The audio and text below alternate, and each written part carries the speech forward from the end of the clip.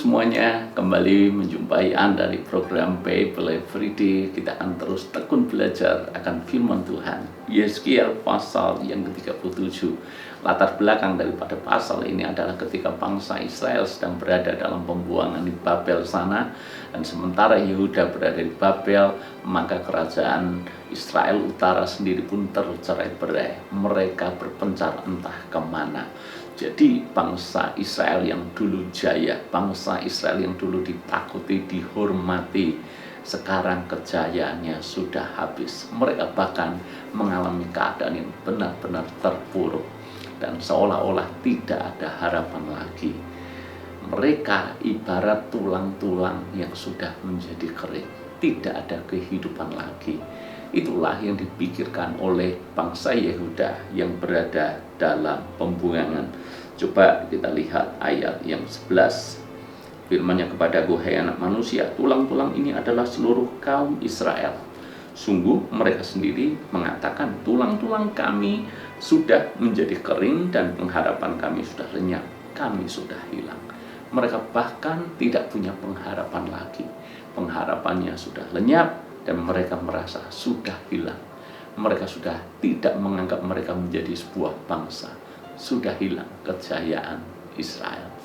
Anda bisa bayangkan, kalau seseorang sudah kehilangan pengharapan, kalau seseorang sudah kehilangan jati dirinya, berarti orang itu benar-benar terpuruk, orang itu benar-benar habis. Dalam situasi seperti itu, datanglah firman Tuhan melalui Yeskiel untuk memberikan harapan baru kepada mereka. Harapannya apa? Di dalam ayat yang ketiga. Lalu ia berfirman kepadaku, hai anak manusia, dapatkah tulang-tulang ini dihidupkan kembali? Aku menjawab, ya Tuhan Allah, Engkaulah yang mengetahui. Jadi penggambarannya adalah seperti tulang-tulang. Dan Tuhan berkata kepada Yeskiel, kalau sudah menjadi seperti tulang-tulang kering ini, bisakah dihidupkan kembali? Maka kalau secara manusia jelas jawabannya tidak mungkin. Karena yang masih ada dagingnya pun kalau tidak ada nafas kehidupan, berarti sudah mati. Ya, ini sudah tidak ada nafas kehidupan dan dagingnya pun sudah habis, tinggal tulang-tulang kering. Bagaimana mungkin bisa dihidupkan kembali? Tapi bagi Tuhan tidak ada yang mustahil.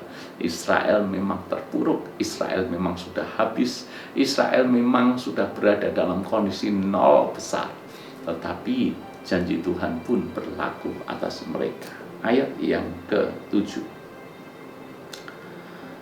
Lalu aku bernubuat seperti yang diperintahkan kepadaku, dan segera sesudah aku bernubuat, kedengaranlah suara, sungguh suatu suara berderak-derak, dan tulang-tulang itu bertemu satu sama lain. Sedang aku mengamat-amati, lihat urat-urat ada dan daging tumbuh kepadanya. Kemudian kulit menutupinya, tapi mereka belum bernafas. Maka firman-Nya kepadaku, bernubuatlah kepada nafas hidup itu. Bernubuatlah hai anak manusia, dan katakanlah kepada nafas hidup itu, beginilah firman Tuhan Allah. Hai nafas hidup, datanglah dari keempat penjuru angin dan berembuslah ke dalam orang-orang yang terbunuh ini supaya mereka hidup kembali. Lalu aku bernubuat seperti yang diperintahkannya kepadaku, dan nafas hidup itu masuk ke dalam mereka sehingga mereka hidup kembali. Mereka menjejakkan kakinya suatu tentara yang sangat besar. Bagi Tuhan tidak ada yang mustahil. Tulang-tulang itu ketika diperintahkan oleh Nabi Yeskiel, maka tulang-tulang itu berderak, lalu kemudian saling menyambung satu dengan lain. Kemudian urat-urat pun di situ bertemu dan tumbuh daging. Lalu kemudian kulit menutupi mereka. Dan setelah itu Tuhan memerintahkan kepada Yeskiel untuk bernubuat bahwa nafas hidup akan kembali kepada mereka. Dan ternyata benar, mereka akhirnya bisa kembali bernafas. Ini merupakan gambaran daripada Israel yang tercerai-berai, yang terserak entah kemana, disatukan kembali, dipulihkan Tuhan, dan diberikan kehidupan yang baru oleh Tuhan. Tidak ada yang mustahil. Maka pesan firman Tuhan hari ini buat kita, Kalau ada di antara Anda yang mungkin sekarang sedang mengalami masa-masa sulit, keadaan Anda begitu terpuruk, seolah-olah sudah habis, seolah-olah sudah lenyap, tidak ada harapan lagi. Hari ini taruh harapanmu kepada Tuhan, sebab tidak pernah sia-sia orang yang berharap kepada Tuhan. Dunia mengatakan sudah tidak ada harapan, dunia mengatakan sudah habis, dunia mengatakan sudah selesai, dunia mengatakan sudah mati. Tapi Tuhan pun bisa membangkitkan yang mati. Tuhan pun bisa menghidupkan kembali tulang-tulang yang berserakan.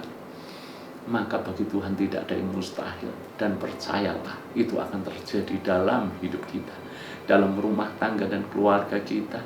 Tuhan bisa pulihkan keadaannya. Dalam bisnis, usaha, karir, pekerjaan kita, Tuhan bisa pulihkan keadaan kita. Dalam pelayanan kita, Tuhan bisa pulihkan keadaan kita. Bahkan dalam hal kesehatan kita, Tuhan bisa pulihkan kesehatan kita. Sebab tidak ada yang mustahil bagi Tuhan.